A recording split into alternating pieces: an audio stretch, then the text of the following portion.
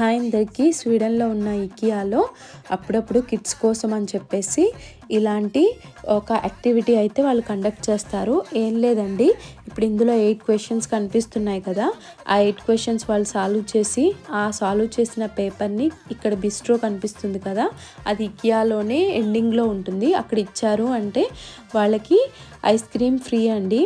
Cone ఇస్తారు, దాన్ని వాళ్ళు ఐస్ క్రీమ్ మెషిన్ దగ్గర తీసుకెళ్ళి ఎన్ని టైమ్స్ అయినా రీఫిల్ చేసుకోవచ్చు. సో అది కోన్ పాడవకుండా ఉంటే చాలు, వాళ్ళు దాన్ని ఎన్ని టైమ్స్ అయినా రీఫిల్ చేసుకోవచ్చు.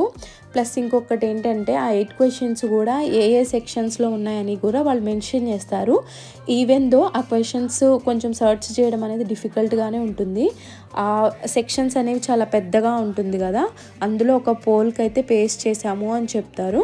క్వశ్చన్స్ అయితే చాలా ఈజీగా ఉంటాయి, బట్ కిడ్స్కి అయితే ఇది చాలా ఫన్నీ యాక్టివిటీ కదండి.